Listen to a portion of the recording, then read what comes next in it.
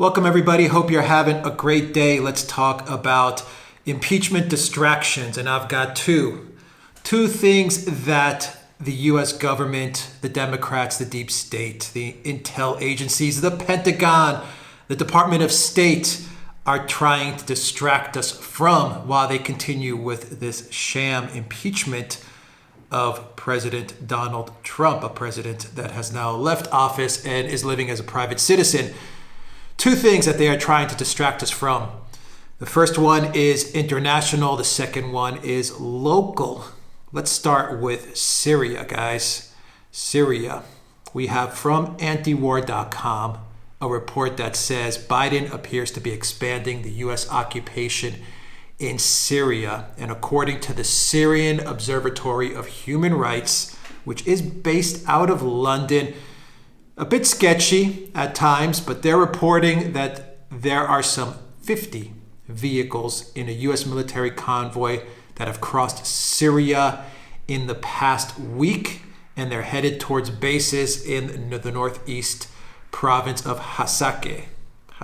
The observatory noted that this is the 9th convoy to enter Syria since Biden was sworn in as president. And you have about 2 convoys per week that are showing up. So you have a lot of troop movement, guys, that is heading into Syria. A lot of troop movement. We also have reports of ISIS resurgence. Reports of an ISIS resurgence that's coming out of the U.S. So I think we know where this is heading. Remember that the Biden administration is just an extension, a third term of a failed Obama second term as U.S. president. So Biden has pretty much a lot of the same losers that were in the Obama cabinet, in the Obama administration. He has a lot of those same losers in his administration. And he has some even more incompetent people in his administration, which are once again from the school of Obama. And it looks like we are looking at a ramp up in Syria. So while all of this impeachment stuff is going on, and this theater, which it is theater, let's not kid ourselves. This is literally a theater production, a Hollywood style play acting theater production that is going on in Congress, both by the Democrats and by many of the Republicans. We can't forget that. We have a big ramp up of troop movement in Syria. Let's see, the article from Anti-War also says that a return to Obama-era priorities in Syria could set the stage for a bigger fight, as they were keen to impose regime change in Syria before, and maybe following the Libya model that saw Muammar Gaddafi deposed, killed, and Libya turned into the wreck it remains to this day. Biden is not merely perpetuating, but expanding the U.S. is illegal occupation of Syria. That's a tweet from David Meisner. So we have a big ramp up in Syria, guys. Really big ramp up. We also have this interesting bit of news, and this comes from John Kirby. Now, John Kirby was in the Obama White House. Now he's back with the Biden administration. He's back at the U.S. Department of Defense. Under Obama, I believe he was at the Pentagon, and then he made a move to the Secretary of State, to the Department of State. And he was actually, I think, the spokesman there for a while, or one of the spokesmen at the State Department for a while. Well, Biden put him back at the Pentagon, and John Kirby said that U.S. forces are no longer allowed to assist any private company seeking to exploit the oil resources in Syria. Now, this is important. Nor are they allowed to help the employees of any companies or their agents. The reason that Kirby said this, and I'm reading you an article from Southfront here, which reports this news. The reason that Kirby said this is because the Pentagon and the Biden administration, while this whole impeachment is going on and this whole theater is going on, has decided to change what was the mission in Syria under Trump to a different mission. So under Trump pretty much said that we're there to extract the oil, to steal the oil. That's what he said the U.S. troop presence was in Syria. He contained it to a certain amount of troops. He actually wanted to pull more troops out, but he got stonewalled and completely duped by the deep state, and they refuse to follow the U.S. president's orders. How about that? But now it looks like the Biden White House is changing the U.S.'s mission in Syria, not from stealing the oil, protecting the oil, extracting the oil, whatever you want to call it, but they are now saying that they are back to fighting ISIS.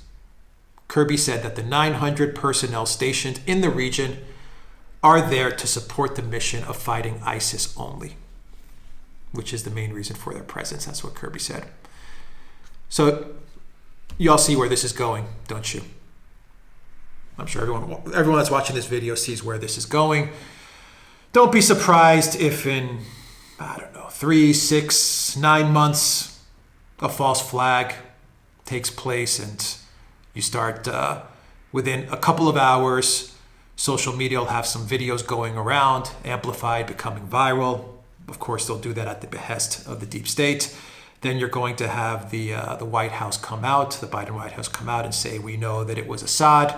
And then you're going to have the EU kowtow to the U.S. and say, we know this was Assad as well, and, we condemn this. And then the UN is going to, jump into action and, all over again, as in Obama's second term. Assad must go, and more conflict. That's what I think we're going to see in the region, and that's what I think they're preparing right now, while we're all, not all of us, but they're trying to get people focused on the impeachment. They're ramping up the troop presence in Syria. They're reorienting, and they're changing the reasons for the presence of troops in Syria. So they've done that, and they've gone back to fighting ISIS. And we're one false flag away from Syria. What's it going to be? Syria 3.0 at this point. Assad must go 3.0. That's where they're taking us. That is exactly where they're taking us. That's what it looks like. This time, though, Russia is much better prepared in Syria. The U.S. is going to have one hell of a fight on its hands in Syria. One hell of a fight. And it is going to be a complete disaster for the U.S. and for American troops and for the region. It's going to be a complete disaster.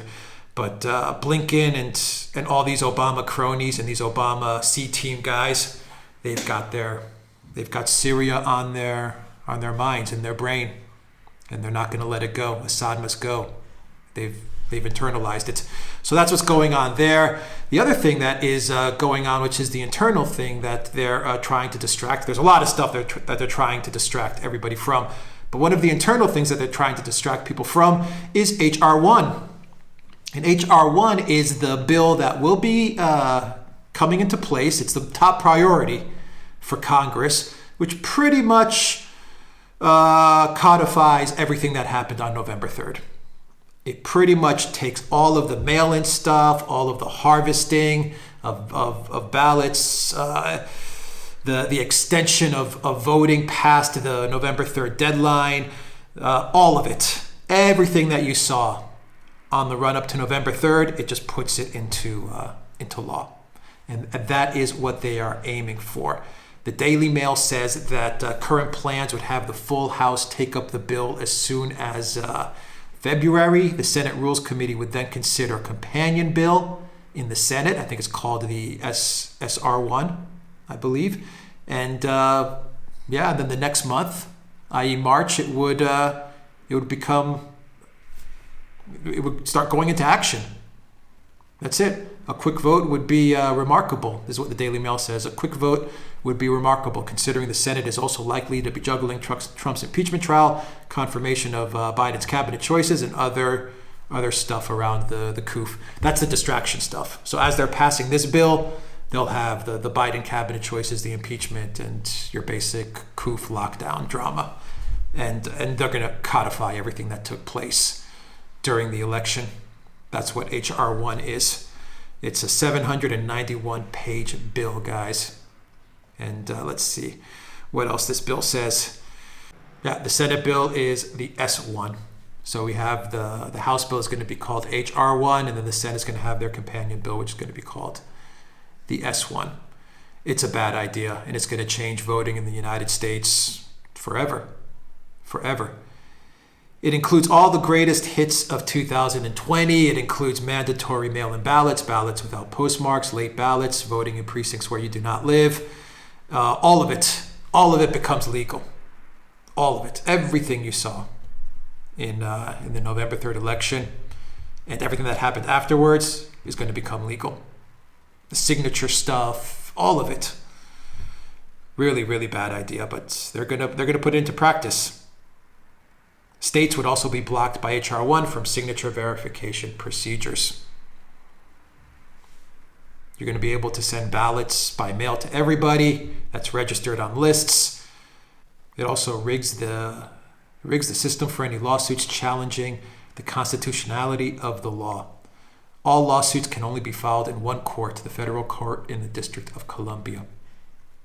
And all opposition must be consolidated into one brief with only one attorney being able to argue the merits. This is from the Gladstone Institute that I'm reading this. They have a bullet point list as to what H.R.1 does. So this is a bad idea. Syria is a bad idea. Biden is a bad idea. The Biden White House is a bad idea. But here we are. The impeachment is a cleverly thought out distraction. And there's a lot more of just other things that they're doing behind the scenes while they're trying to keep everyone focused on the impeachment. Anyway, guys, that's the video. Look for me on BitChute, on Odyssey, and on Rumble. Also PayPal, Patreon.